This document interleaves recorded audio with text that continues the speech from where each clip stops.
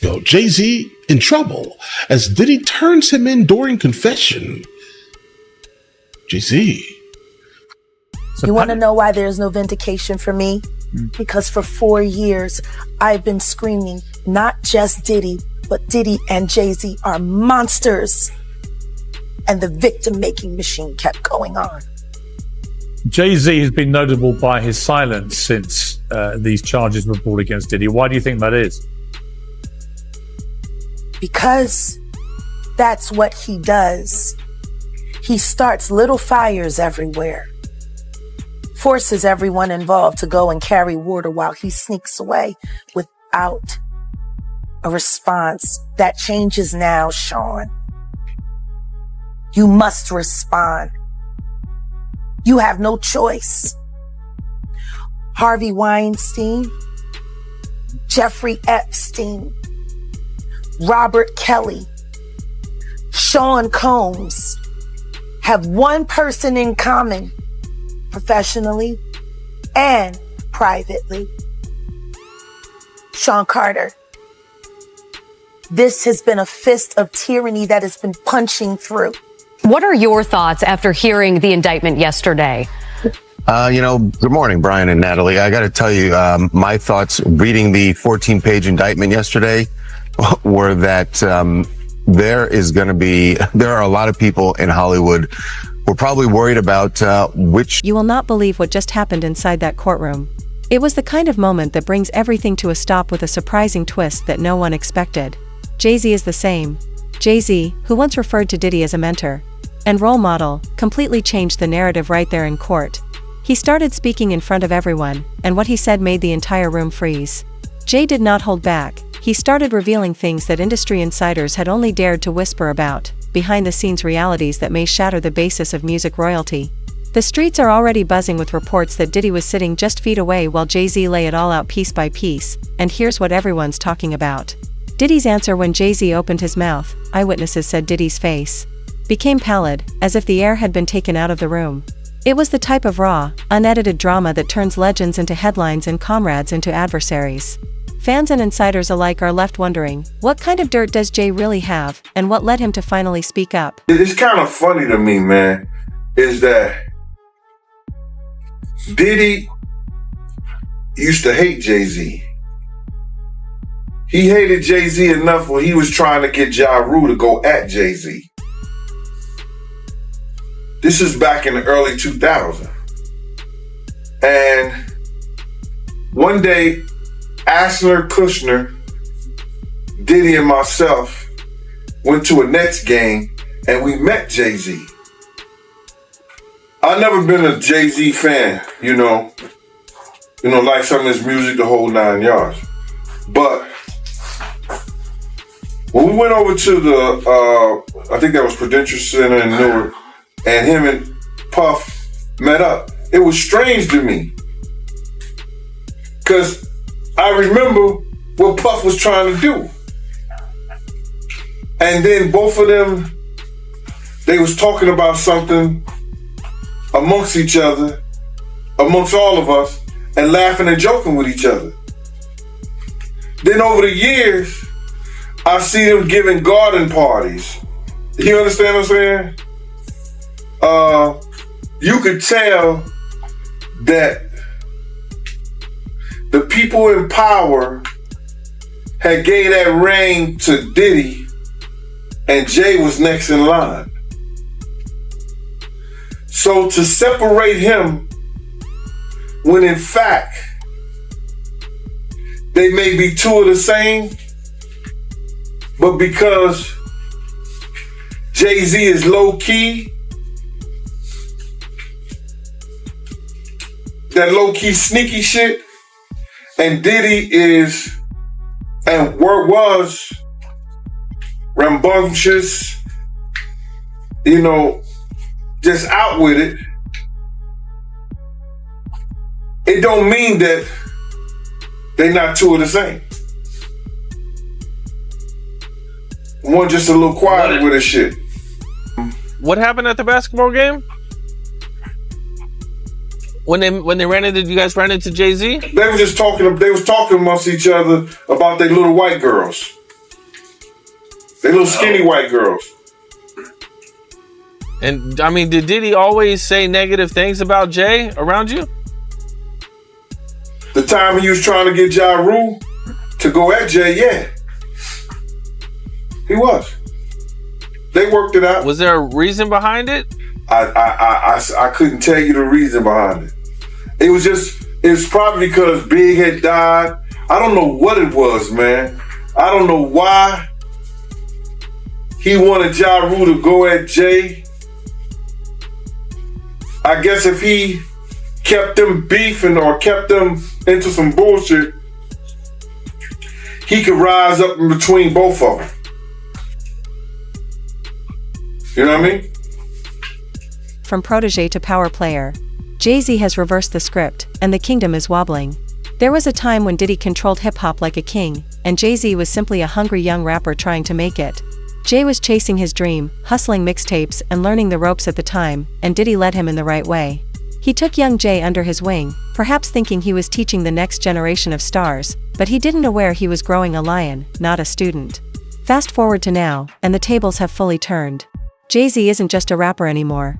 He's a billionaire mogul, a global brand, a man who went from street corners to owning stadiums, and when he walked into that courtroom recently, the energy in the room shifted like someone had just kicked off the final round of a high-stakes chess match. The apprentice had become the master, and Diddy felt it. Word on the street is Jay-Z has been sitting on explosive secrets for years, industry-level facts that could shake everything we thought.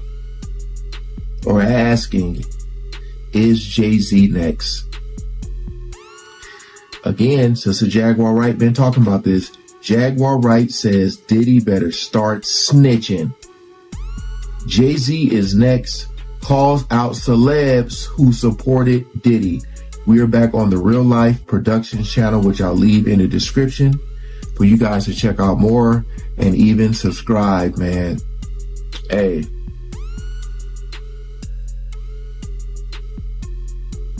I think it's going to take a lot. It's going to take a lot to take Jay-Z down. Just because I think he's really in deep with the people above him. So I think like they really going to try to protect them as much as they can. But boy, this brother is connected to a lot. A lot. So we ain't gonna waste no more time. Let's jump right into it.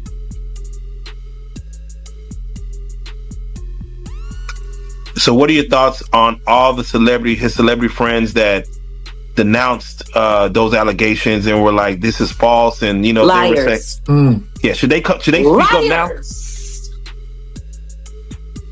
Should they speak up now? I think it's getting a little too late for those who are complicit. For the victims who have been too afraid to come forward because the diddler has been running around with impunity. The diddler. It's time for all of the victims to come forward. But for the people that have been denying it, you know what? Let's not be coy. You know, I am Jaguar. So let's just keep it a buck. Let's keep it a bean. Stevie J should be charged. Mary J. Blige should also be charged. Jennifer Lopez should definitely be charged. Should I keep going? I mean, you're hitting it on. Jay-Z should be charged. Khaled should be charged. Rick Ross should be charged. Usher should be charged and tried with him. Off of Justin Bieber alone. Now, Carisha and Rick Ross just sat down together in an interview. I know. Two Diddy doo-wop bops. What a reunion. Only thing they got in now, will Diddy start snitching? She threw it up. Yeah, he better. He better. But the only thing I'm interested in him talking about is... So, I know what she's saying, like, Diddy, again, this is all on if he make it to trial, but probably in order for him to get less time, he's going to have to take down a lot of people with him. That's the main reason why I said I don't know if it's going to make it to trial. You know, because if Diddy talks, ooh-wee. Oh, unless he's like just done, unless he's like, you know, I can't do no 20 years in jail. You know, like if they say, you know, we're going to give you 30 years. If you talk, we give you 20. I don't know. I can't do no. Here's where the real tea started spilling, and it hit harder than anyone expected. The courtroom went completely still the second Jay-Z began his testimony. Not a phone buzzed, not a whisper floated through the air. You could have heard a diamond earring drop to the floor. Every head turned, all eyes locked, and it wasn't just anticipation. It was pure tension. Everyone knew something big was coming, and then calmly, almost casually, Jay-Z started speaking. No nerves, no theatrics. The calm, confident mogul suddenly resembled a man watching his kingdom slide through his fingers. His look changed from shock to incredulity to near panic, as if he realized in real time that the walls were closing in. And the wildest part? You could tell Jay-Z was far from finished. The way he moved and spoke gave the impression that he owned a vault full of secrets, and this was only a preview. People in the room traded stares of, is this really happening? It was not simply evidence, it was a reckoning. Jay-Z's words rang throughout the room. You could almost feel the power dynamics of the entire music business changing. Long-held friendships, business deals, and public ties, everything started collapsing. It was a time that not only made headlines, but also history. Part of it, but they were around it. So it doesn't matter how they want to say it. If they come out and apologize, there's going to be more questions. If they don't say nothing, there's going to be questions. I have heard some things about the camp from Jay-Z, not from Jay-Z itself, and seen some things as well, I would say, but I want to be very careful here, that show similar puffy behavior. Okay. You said from the camp of, not directly him, but people in his team. Got it. Just to clarify. People, exactly. And very famous people. So again, it's just things that you wouldn't think that they will ever be capable of doing, but then they are doing it. So, but I'm not saying he did or did not. Jay-Z itself cannot say that. But have you spoken to people since this has now broke even bigger and more? Are people feeling more confident? Have you heard from specific people that you believe have gone through the ringer on this? Yeah, I mean, I have spoken to some people, and a lot of them are very broken, especially people that been in this industry for a very long time, that just have been silenced and been afraid of, what if I'm out of this circle? What am I going to do with my life, right? But they have actually recognized the abuse and seen, okay, that's not normal. Because a lot of people, they just felt like, well, it's just a part of this business and it's normal and it shouldn't be normalized. So I think it's good that all these things are coming out and people can actually heal and free themselves. If they come out and do a lawsuit or not, that's up to them. But sometimes it's just a healing. Girl, just when you thought it couldn't get much wilder, Jay-Z turned the heat all the way up and cracked the business wide open. What happened next left the entire courtroom clutching its breath. Jay-Z wasn't just dropping tea, he was pouring the full pot. It was as if he'd been holding the master key to hip-hop's most guarded vault, and he finally chose to twist it open. The moment he started talking, you could feel the shift in the room. Judges, lawyers, reporters, everyone leaned in to see what he was about to share, and let's just say he did not disappoint. Jay-Z began unpacking what insiders are calling years of allegedly shady business moves. He pulled back the curtain on secret deals, silent partners, and backdoor agreements that had protected certain power players for decades. According to his testimony, some of the contracts he'd seen weren't just unfair, they were so one-sided they made bad record deals look generous, the kind of paperwork that would trap artists for life while others cashed in behind the scenes. Jay-Z did not raise his voice since he didn't need to. His cool delivery emphasized the gravity of the findings. It wasn't drama for show, it was a deliberate, controlled takedown that has left people thinking how many more things he's keeping hidden. Everything like that, because this is stuff that happened back in the day. And then maybe that if they knew there was going to ever be a YouTube, or they knew there was going to ever be social media, a lot of the stuff probably wouldn't have got played out like it did. But things happen, and these are just stories from the past. I would like to use that as what you call that,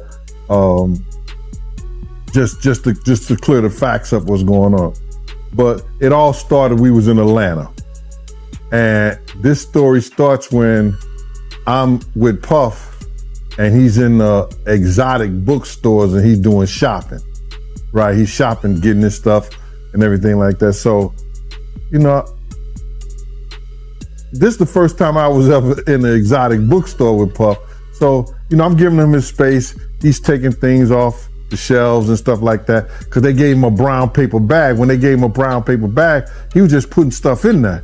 So I said, damn, you know, he got to go put it on the counter and, you know, show everybody what he's getting. So as he's going, I'm just looking at the places where he's picking stuff from. So there's one part he picked up some things from up here on my left side.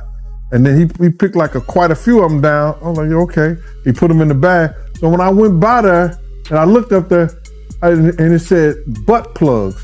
And I was like, hey, yo, I was messing with him because people don't understand, you know, we was like friends. He was a part of the same gang. So I'm still going to tease him. I'm still going to mess with him and everything like that. I could do that. It wasn't just no security thing. So I say, yo, what are you getting this for? And it said butt plugs. And he was like, yo, can I do my shopping by myself? I said, yeah, you could do it by yourself, brother. And he started walking and everything like that. So when he got I just waited at the counter. So when he got to the counter, he didn't even have to show the guy nothing. He just gave the guy a wad of money. I mean, like he gave the guy a stack, something like this. And Puff wasn't the dude that carried no 20s and no 50s and nothing like that. And I mean, like, he just said, boom. And we walked out the store.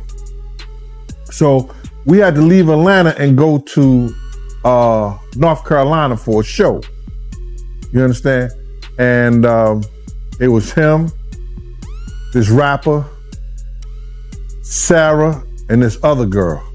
We all got on a G5 jet and we flew to G4 jet and we flew to North Carolina.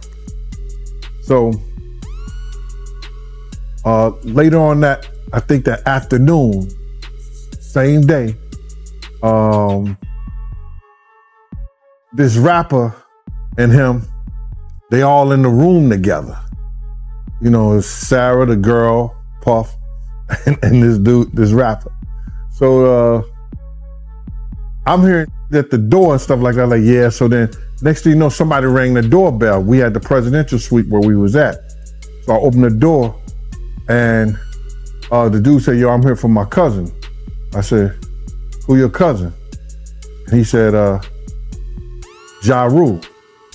I said, well, he busy right now. He said, he busy doing what? I said, he with Puff. They're in the room, they busy, they don't want to be bothered. He said, well, I'm going in there. I said, bruh, you ain't going in there because he told me they don't want nobody to be bothering them.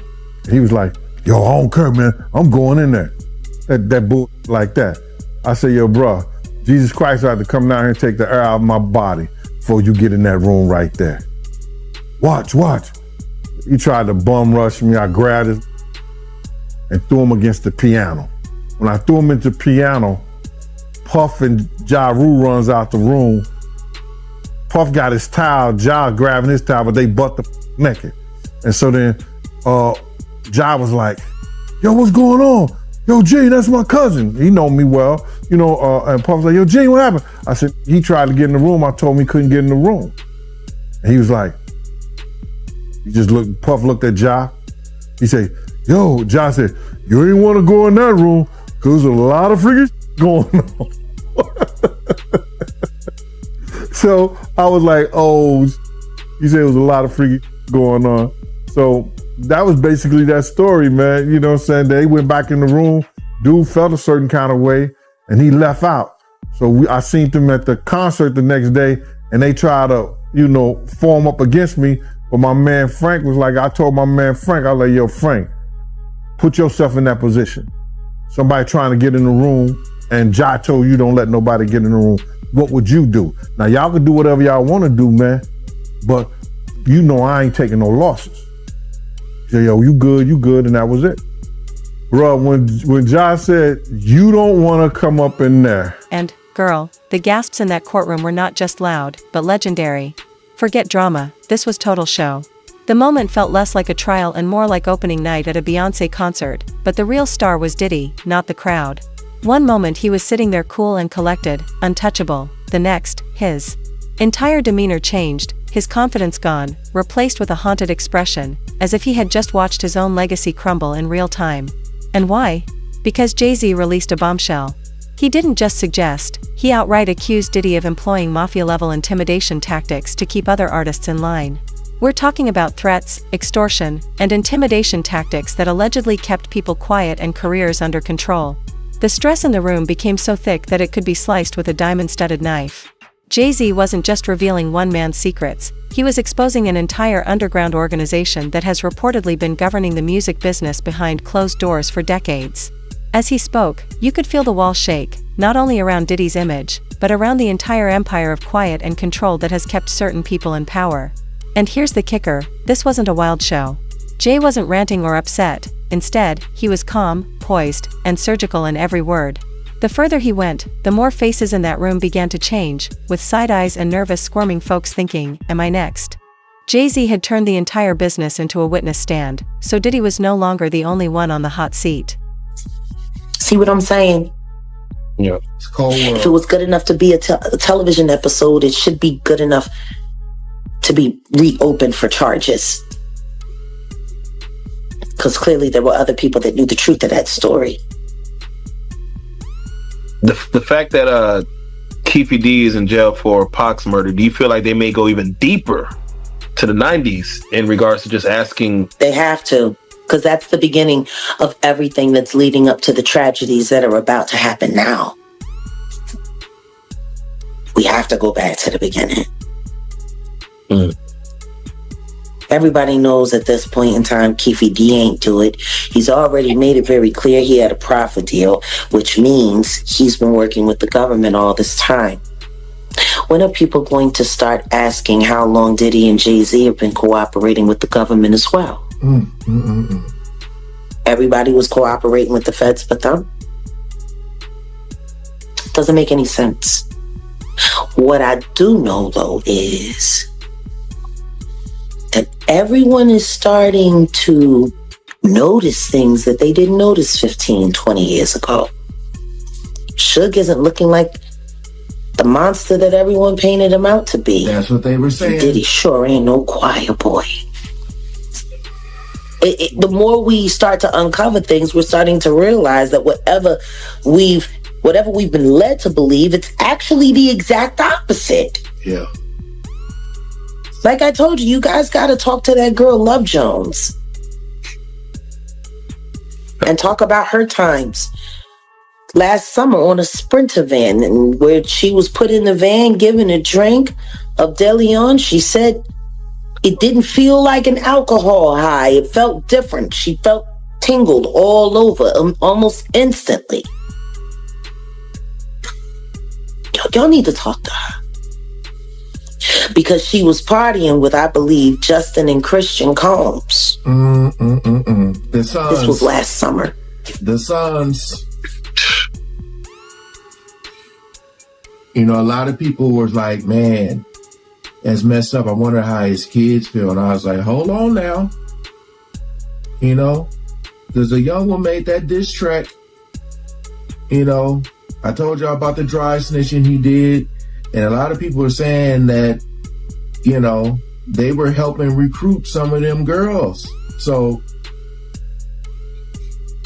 what's that song? It's a family affair. It's crazy. Crazy, man.